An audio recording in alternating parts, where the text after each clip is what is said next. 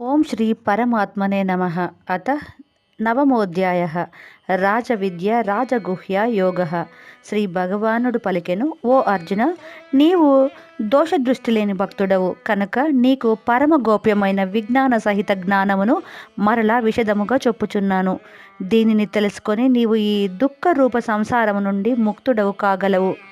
ఈ విజ్ఞాన సహిత జ్ఞానము అన్ని విద్యలకును తలమాణికము, సమస్త గోప్య విషయములకును శిరోభూషణము, అతి పవిత్రము, ఉత్తమోత్తమము, ప్రత్యక్ష ఫలదాయకము, ధర్మయుక్తము, సాధన చేయుటకు మిక్కిలి సుగమము, శాశ్వతము.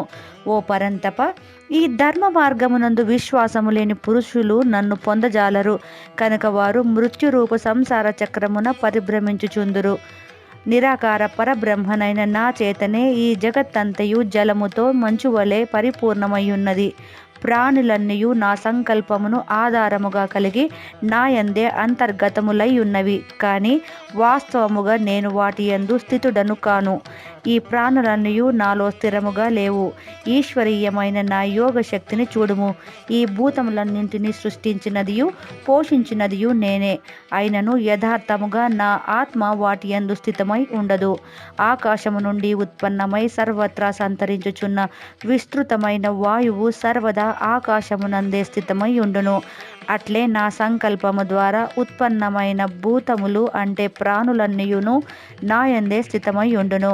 ఓ కౌంతేయ, కల్పాంతమునందు భూతములన్నీయును నా ప్రకృతినే చేరును, అనగా ప్రకృతిలో లీనమగును. కల్పాది యందు నేను మరలా వాటిని స్పృజించుచుందును.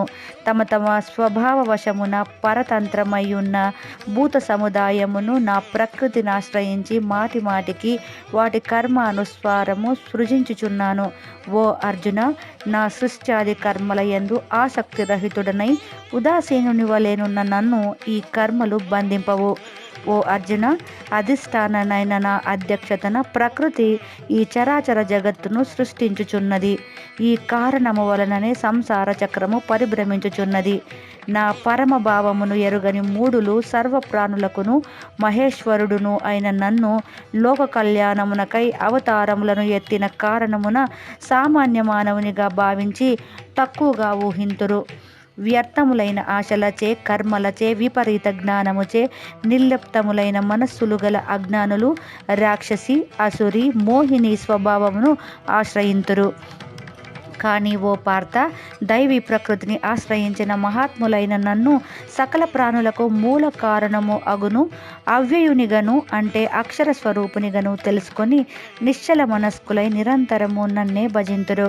ఆ దృఢవ్రతులైన భక్తులు నా నామ గుణములను నిరంతరం వాద్య బృందములతో కీర్తింతురు. నన్ను చేరుటకు యత్నింతురు. పదే పదే నాకు ప్రణమిల్లుదురు. సర్వదా నా ధ్యానమునందే నిమగ్నములయ్యెదరు. అనన్య భక్తితో నన్ను ఉపాసింతురు. మరికొందరు జ్ఞానులు నిర్గుణ నిరాకార బ్రహ్మనైన నన్ను జ్ఞాన యజ్ఞము ద్వారా అభేద భావముతో ఉపాసించుచుందురు. మరికొందరు అనంత రూపములతో ఒప్పెడిన విరాట్ స్వరూపమును పృథక్ భావముతో ఆరాధించుచుందురు. నేను క్రతువును, నేనే యజ్ఞమును, స్వధమును నేనే, ఓషధులను నేనే, నేనే మంత్రమును, నేనే ఘృతమును, నేనే అగ్నిని, హోమరూప ప్రక్రియను నేనే. ఈ సమస్త జగతునకు దాతను అనగా ధరించువాడను, అట్లే కర్మల ఫలములను ఇచ్చువాడును నేనే. తల్లియును, తండ్రియును, తాతయును నేనే. తెలుసుకొనదగిన వాడను నేనే. పవిత్రుడను, ఓంకారమును నేనే. రుక్సామ యజుర్వేదములను నేనే. పరమగతి అయిన పరమధామమును, జగత్తును భరించి పోషించువాడను నేనే. అందరికీ నీ స్వామిని, అందరి శుభాశుభములను చూచువాడను నేనే.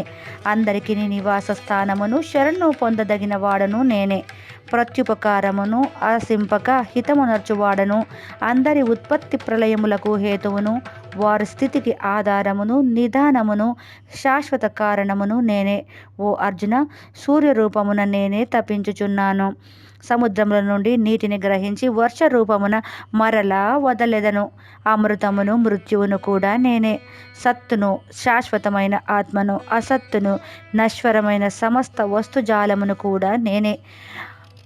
ఋగ్యజుస్సామ వేదములచే ప్రోక్తములైన సకామ కర్మలను చేయువారును, సోమరసపానము చేయువారును పాపరహితులై యజ్ఞముల ద్వారా నన్ను సేవించి స్వర్గప్రాప్తిని కోరుచుందురు. అట్టి పురుషులు తమ పుణ్యఫల రూపమైన స్వర్గలోకమును పొందుదురు. అచటి దేవతల దివ్య భోగములను అనుభవింతురు.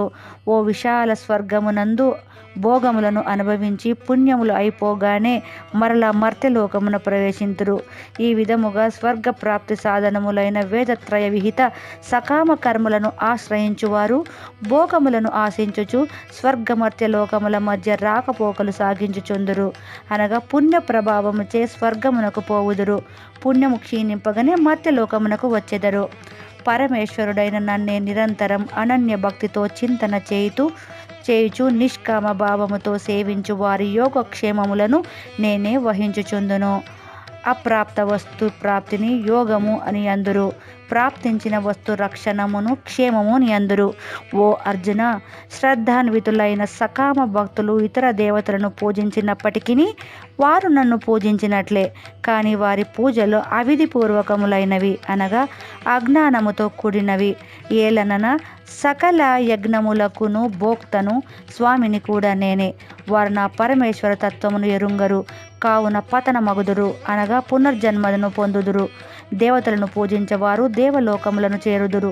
పితరులను సేవించువారు పితృలోకమునకు వెళ్ళుదురు.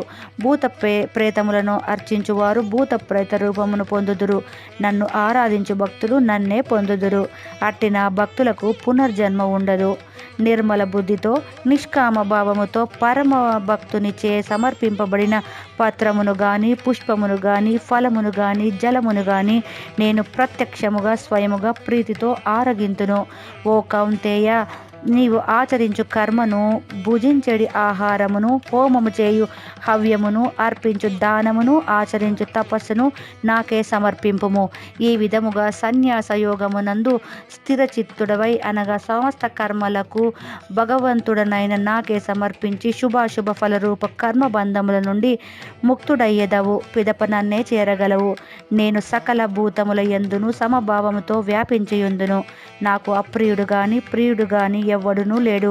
కానీ నన్ను భక్తితో భజించువారు నా యందేయుందురు. నేనును వారి యందు ప్రత్యక్షముగా నుండును. మిక్కిలి దురాచారుడైనను అనన్య భక్తితో నన్ను భజించినచో అతనిని సత్పురుషునిగానే భావింపదగును.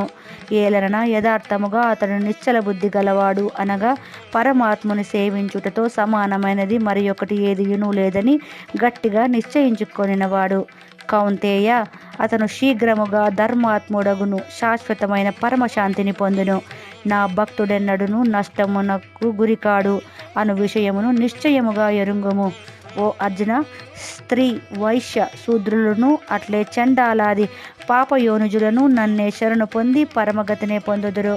ఇక పుణ్యాత్ములైన బ్రాహ్మణులను, రాజర్షులను, భక్తులను నన్ను శరణు పొందినచో వారు పదమును చేరుదురని చెప్పవలసిన పనియే లేదు. ఈ మానవ శరీరము క్షణభంగురము, సుఖరహితము అయినను దుర్లభము కనగా దీనిని పొంది నిరంతరము నన్నే భజింపుము. నా యందే నీ మనసును లగ్నము చేయుము. నా భక్తుడు కమ్ము, నన్నే పూజింపుము, నాకు నమస్కరింపుము. ఈ విధముగా ఆత్మను నా యందే నిలిపి మత్పరాయణుడవైనచో నీవే నన్ను పొందగలవు. ఓం తత్సదిది శ్రీమద్భగవద్గీతా ఉపనిషత్తు బ్రహ్మ విద్యాయాం యోగశాస్త్రే శ్రీకృష్ణార్జున సంవాదే రాజవిద్యా రాజగుహ్యయోగో నామ నవోధ్యాయః.